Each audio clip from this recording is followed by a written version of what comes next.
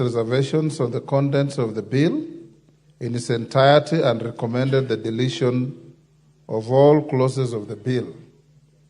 In making the recommendations, the President noted the widespread expression of dissatisfaction by the public on the contents of the bill.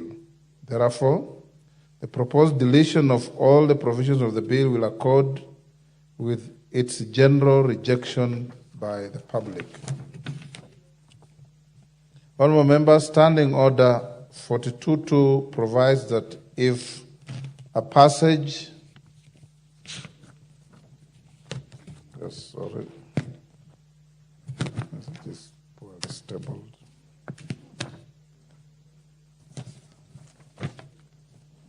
If a message is received from the President at a time when the House is not in session, the Speaker shall forthwith cause the message to be transmitted to every member and report the message to the House on the day the House next sits. Consequently, in keeping with the provisions of Standing Order 42.2, on 27 June 2024, I notified all members of the message from the President and referred the memorandum from the President to the Departmental Committee on Finance and National Planning for expeditious consideration. Honourable members, following the submission of the memorandum, my office received several inquiries from members of Parliament and the general public regarding the fate of the bill and the manner of bringing the fiscal deficit arising from its rejection.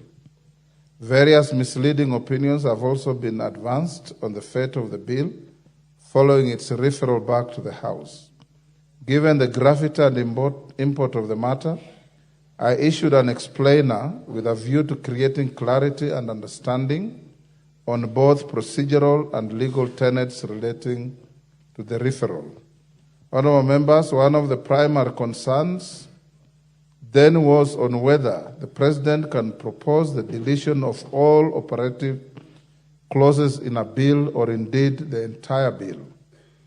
From the onset, I wish to clarify that the President's memorandum recommending rejection of the entire bill, though significant, was neither exceptional in our legislative history nor new to this august House. Members may recall that on 2nd May 2024, I conveyed a message from the President relating to the referral of the Penal Code Amendment Bill, National Assembly Bill, number 56 of 2022, back to the House for reconsideration. In the memorandum, the President expressed reservation on Clause 2 of the bill, which was the operative provision in the bill, and further recommended its deletion. This essentially constituted a rejection of the whole bill. Similarly, members at the bar, take the nearest seats.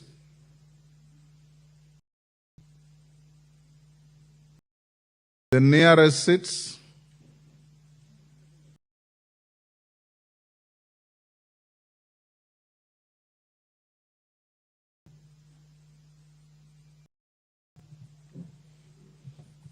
Similarly, in the 11th and 12th Parliaments, the then President referred the Central Bank Amendment Bill, National Assembly Bill number 28 of 2014, and the Law of Contract Amendment Bill, National Assembly Bill number 1 of 2019, back to the National Assembly for reconsideration. In both instances, the recommendation from the President was the deletion of the operative clauses of the bills, which in essence constituted rejection of the said bills. Honourable members, a strict reading of Article 115 of the Constitution shows that no limitation is imposed on the nature of reservations or indeed the recommendations that the President ought to make on a bill. Indeed, this is also reflected in the practice in other comparative jurisdictions. For instance, in the U.S. Congress, the President, while referring a bill back to the House, may either choose to provide general recommendations based on the reservations to the bill or propose the actual text to be added or deleted from the specified parts of the bill. Honourable members, concerns were also raised on whether the Finance Bill 2024, having been referred back to the National Assembly, would become law due to affliction of time on the basis of the provisions of Article 115 of the Constitution. For clarity, Article 115 of 6 of the Constitution states, and I quote, 115.6, if the President does not assent to a bill or refer it back within the period prescribed in Clause 1, the bill shall be taken to have been assented to on the expiry of that period. For context, Article 115.1 of the Constitution provides that within 14 days after receipt of a bill, the President shall A. assent to the bill, B. refer the bill back to Parliament for reconsideration by Parliament, noting any reservations that the President has concerning the bill.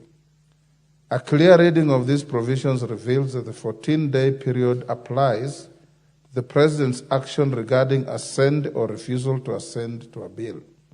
As soon as any of the actions contemplated under Article 115.1 is undertaken by the President within the timelines prescribed, the application of Article 115.6 ceases to apply.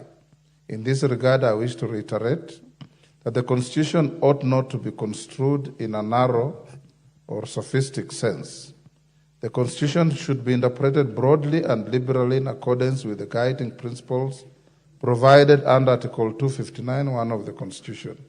Bearing this in mind, it becomes evident that the 14-day period specified in Article 115 is a timeline for the President's action and not a date when the bill automatically becomes law. Therefore, the concerns alluding to the possibility of the Finance Bill 2024 becoming law due to affliction of time were and still are unfounded and a miscomprehension of the provisions of the Constitution. This also explains why the House was not recalled from recess for special sittings. Honourable members, now that the regular sittings of the House have resumed, I wish to state that Standing Order 154.2 requires the House to consider the President's reservations within 21 days when the House next meets. Under normal circumstances, the House would have had 21 days from today within which to consider and dispense with the memorandum. However, noting that the memorandum had already been referred to the Departmental Committee on Finance and National Planning for consideration on the 27th June 2024, I have been briefed that the committee is yet to conclude its consideration and shall table a report to the House on or before Tuesday, 30th July 2024, that is next week. Honourable members, permit me at this point to remind the House of the Speaker's communication of 28th July 2015 concerning the consideration of the President's reservations to a bill and amendments thereto. Members at the bar, take the nearest seats.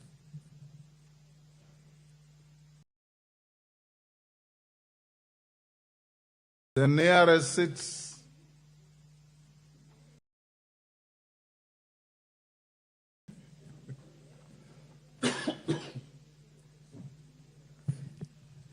Honourable members, permit me at this point to remind the House of the Speaker's communication on 28th July 2015 concerning the consideration of the President's reservations to a bill and amendments thereto.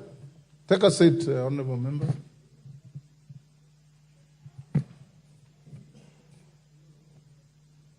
As per the guidance, any member who wishes to move the House to reinstate any clause of the Finance Bill 2024 shall be required to marshal the support of at least 233 members of this House. This is in keeping with the provisions of Article 115.4 of the Constitution, which requires that such a proposal be supported by at least two-thirds of the members of the National Assembly. Conversely, agreement with the President's reservations and the recommendation to delete all the clauses of the bill shall only require the support of a simple majority of the members present and voting. This is in line with the provisions of Article 115.2a of the Constitution, as read with Article 122.1 of the Constitution. Honourable members, when the memorandum will be scheduled by the House Business Committee for the clause-by-clause consideration of the bill, the House will convert itself into a committee of the whole House for that purpose. Any amendments to be proposed to the bill will be proceeded with in the manner I have guided. Honorable members, having conveyed the message from the President, I now wish to address the various measures that need to be undertaken to bridge the fiscal deficit arising from the rejection of the Finance Bill 2024. On the Division of Revenue Act 2024, Article 218 of the Constitution requires Parliament to introduce the Division of Revenue Bill and the Counter Allocation of Revenue Bill at least 2 months before the end of each financial year. The Division of Revenue Bill divides revenue raised by the national government among the national and county levels of government. On its part, the Counter Allocation of Revenue Bill divides the revenue allocated to the county level of government among the counties. As members will recall, His Excellency the President assented to the Division of Revenue Bill Act 2024 on 10th June 2024.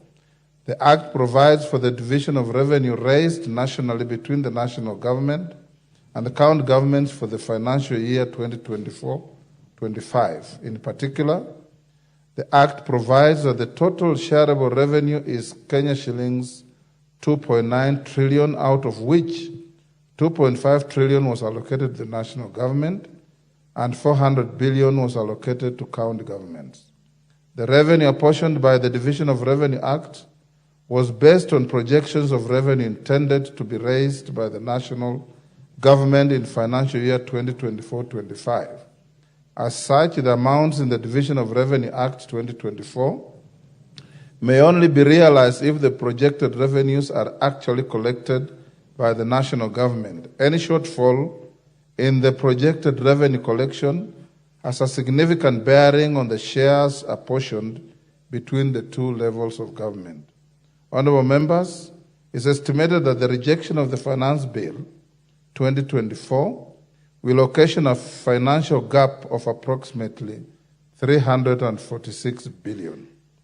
This gap shall significantly impact the amounts apportioned by the Division of Revenue Act, the revenue due to counties under the County Allocation of Revenue Bill 2024, and the monies appropriated to finance the budget for financial year 2024-25.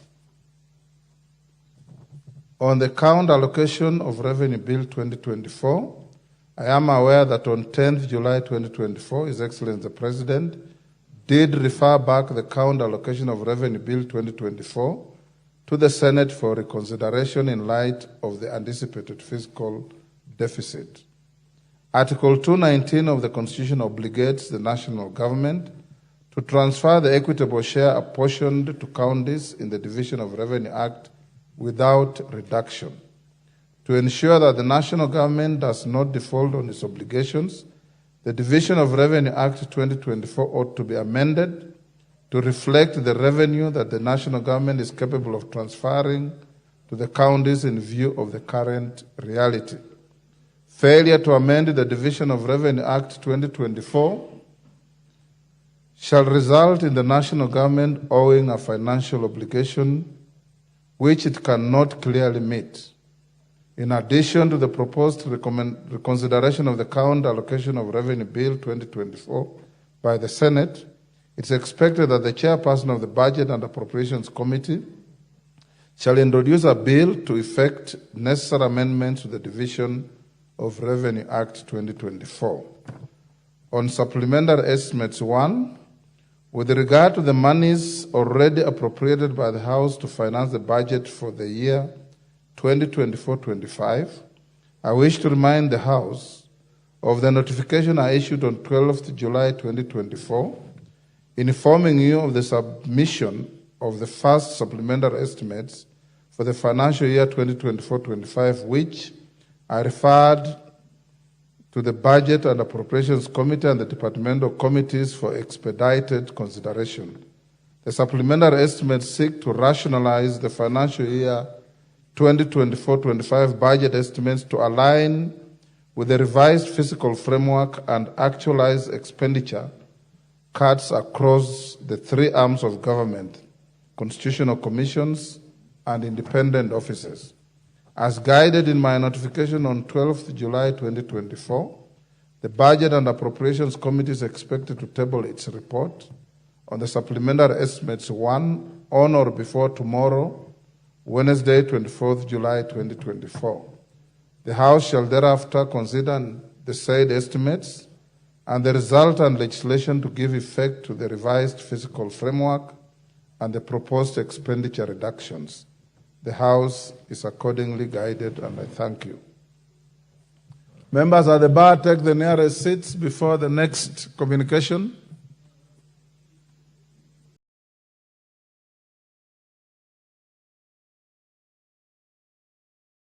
Yes, Honorable Junet.